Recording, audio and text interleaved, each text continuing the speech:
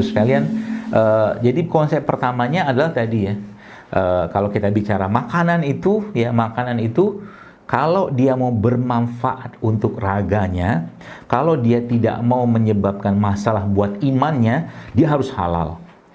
Harus saya katakan, makanan tidak halal, maksudnya makanan tidak halal itu misalkan kita bicara sapi, daging sapi mungkin, atau daging ayam, atau sayuran atau buah-buahan, bahkan itu buah atau sayuran itu tadi, tapi dibeli dengan cara yang tidak halal, Bapak Ibu sekalian, atau rezeki yang tidak halal, maka akibatnya itu bukan cuman akibat pada fisik, ya, tapi gen orang yang memakan itu pun juga akan bermasalah jika dia tidak bertobat dan itu terus menerus dia konsumsi.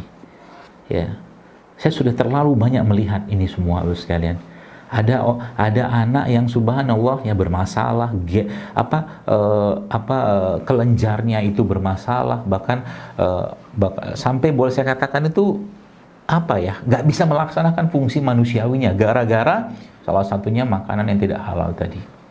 Ya, maka kita sering mendengar doa yang sering dibacakan oleh Nabi kita sallallahu alaihi wasallam, yaitu Allahumma kfini bihalalika an haramika wa aghnini bifadlika amman siwak.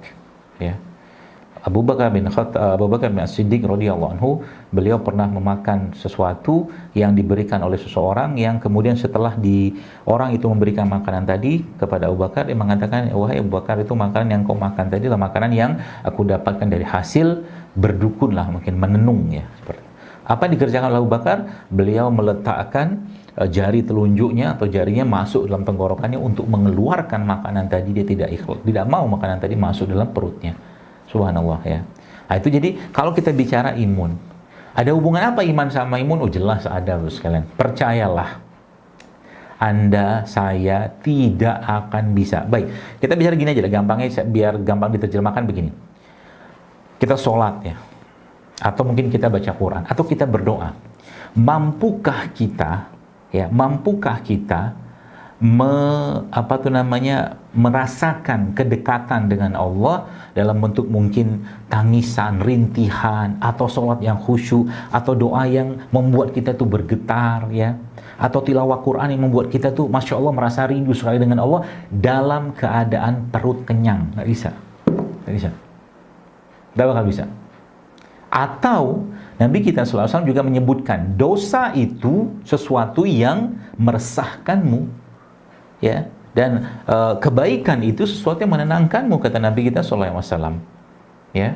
Jadi kalau ada orang terus menerus merasa cemas, was-was segala macam, ya, maka nggak usah bicara tentang fisik dulu, karena saya melihat banyak orang zaman sekarang, subhanallah sekalian, sudah pakai face shield, sudah pakai masker, sudah pakai baju APD. Saya katakan kurang lengkap, pakai helm balap sekalian. Ya. Tapi masih cemas juga. Ya. Dikit-dikit swab, dikit-dikit swab. Bolehkah pakai itu? Boleh, nggak ada yang larang. Tapi pertanyaannya, bukan itu esensinya. Ketika kecemasan itu melanda seseorang, Bapak sekalian, maka coba bercermin dulu. Para salafus soleh, Bapak sekalian, ya subhanallah, ketika ada tikus dalam rumah mereka, mereka langsung istighfar, minta ampun sama Allah. Ini ada apa nih dosa yang kukerjakan? Kayak begitu. Tikus loh. Ini kita, bukan kita ya. Mungkin ada sebagian orang gitu kan, tikusnya bahkan sudah bikin komunitas tikus dalam rumah itu. Nggak juga mikir-mikir. Ya, banyak kayak begitu. Kenapa? Semua kemudoratan atau sesuatu yang menimpa engkau, terutama yang tidak menyenangkan untuk kita, ya seorang manusia itu, Allah sudah menjelaskan bahwa itu akibat dari ulahmu sendiri. Ya, jadi ketenangan itu sesuatu yang Allah anugerahkan kepada kita. Dia bukan sesuatu yang didapat dengan pakai ini, pakai itu, makanya tidak seperti itu konsepnya. Tapi dia, ya tadi kan huwallazi anzala sakinah. Allah yang menurunkan keterangan itu kepada siapa yang dikehendaki. Ya. Nah, kita minta ketenangan. Ya. Allahumma antas salam wa minkas salam wa ilaika ya'udus salam. Hayna rabbana bis salam. Ya, salah satunya itu. Ya, ketenangan. Kita minta ketenangan sama Allah Azza wa Jalla. Dan ketenangan tadi tidak akan bisa didapatkan kalau makanannya tidak halal. Itu yang pertama. Jadi sekarang kalau bicara tentang terus bagaimana cara meningkatkan atau memperbaiki atau menjaga imunitas kita, pastikan makanan halal. Itu dulu yang pertama. Kalau kita bicara pada konteks halal ya. Tapi kalau kita bicara pada konteks imannya, maka naikin imannya, gitu loh. Kualitas kuantitas iman dinaiki, adabnya sama Allah diperbaiki, adabnya sama Rasul diperbaiki. Kita sudah tahu ketika sahabat-sahabat Nabi kita SAW radhiyallahu anhum ajma'in, ketika hadis itu dibacakan, mereka seperti ada burung yang bertengger di atas kepala mereka, dan mereka tidak bergerak sedikit pun dengan tubuh mereka tadi ketika ada hadis dibacakan kepada mereka. Ya, subhanallah sekalian, ya. Ibnu Mubarak salah satu tabi'in besar, ya, itu Masya Allah, ya. Itu kalau sudah mau bicara tentang hadis itu, beliau menggunakan baju yang bagus, menggunakan wangi-wangian, ya, pakaian yang paling bagus dia miliki, berwudu, bahkan mandi dulu baru baca hadis. Itu saya katakan adab. Ada banyak orang kadang-kadang dia berani, ya, dia bisa beli mobil bagus, ya, dia bisa beli rumah mewah segala macam, tapi kadang-kadang adab terhadap hadis, adab terhadap Allah bahkan kurang. Imam Ahmad tiap malam ketika beliau mau tahajud pakai baju yang baru, yang tidak pakai dia malam sebelumnya, pakai wangi-wangian, mandi dulu baru menghadap Allah dalam sholat malamnya. Ini adab, dan ini meningkatkan iman. Ketika iman itu sudah terjaga, maka imunitas pasti terjaga.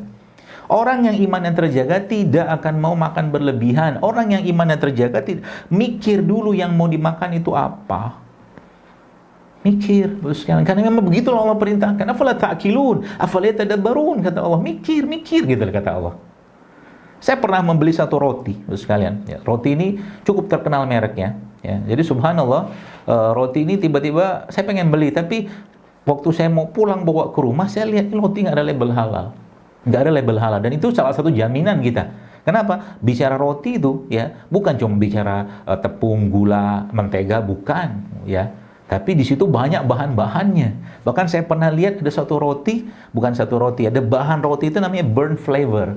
Burnt flavor itu suatu bahan flavor gitu kan, perisa gitu, yang bisa memberikan sensasi rasa seperti dibakar, tapi ternyata di situ ada alkohol. Subhanallah. Saya pulang dari rumah, waktu itu ya, zaman itu zaman beberapa tahun yang ini kok nggak ada. Terus tiba-tiba muncul keraguan, akhirnya roti itu saya buang, nggak saya makan. Ya, seperti itu. Nah, itu jadi imannya itu sekalian, ya, imannya itu menjadi penjaga imunnya.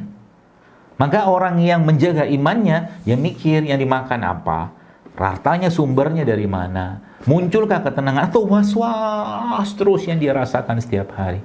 Kalau was-was terus yang dirasakan, pasti ada masalah dalam imannya atau sesuatu yang berkaitan dengan hubungan mungkin dengan orang lain. Ya, nah, jadi konsep iman inilah sebenarnya yang dalam Islam, yaitu sangat-sangat kita tahu bahwa Islam sangat mengatur itu. Maka syariat dalam agama kita yang mulia ini memberikan pedoman yang sangat jelas tentang itu. Ya, jadi kalau sering saya bahasakan sederhananya begini. Semua syariat yang ada dalam agama kita ini semuanya menyehatkan, tapi kita tidak mengerjakannya untuk sehat. Saya pernah bilang, cobalah bagi orang-orang yang kena penyakit-penyakit berat, yang masih bisa bangun, ya, bangunlah malam. Konsep kesehatan dalam Islam itu salah satunya ditunjukkan dengan mengikuti bagaimana Nabi kita itu tidur. Ini tidurnya Nabi dia nggak diikutin, waktu Nabi tidur dia bangun, waktu Nabi bangun dia tidur. Orang yang rutin, Bapak sekalian, tidur ba'da subuh, coba aja lihat, nggak bakal kuat jantungnya, bahkan dia punya potensi untuk kena serangan jantung. Ya. Jadi kalau sudah kayak begitu penyakit sudah banyak dalam tubuhnya, bangunlah malam, karena bangun malam kita tahu ya bahwa itu ada siklus tubuh kita, itu ada siklus, atau mungkin bahasa itu circadian clock atau biological clock. Ya. Dan ternyata growth hormone atau hormon hormon pertumbuhan yang ada pada tubuh kita itu puncak-puncaknya memang ada pada malam hari. Nisfahu awinkus minhu qalila. Ya, nisfah. Jadi sepertengahan malam. Ini Nabi kita itu kan bangunnya malam. Ba'da isya tidur, tengah malam bangun. Nanti habis subuh ada azan subuh yang pertama. Ya, menjelang subuh beliau tidur lagi. Baru masuk azan yang kedua. Kurang lebih ya setengah jaman lah.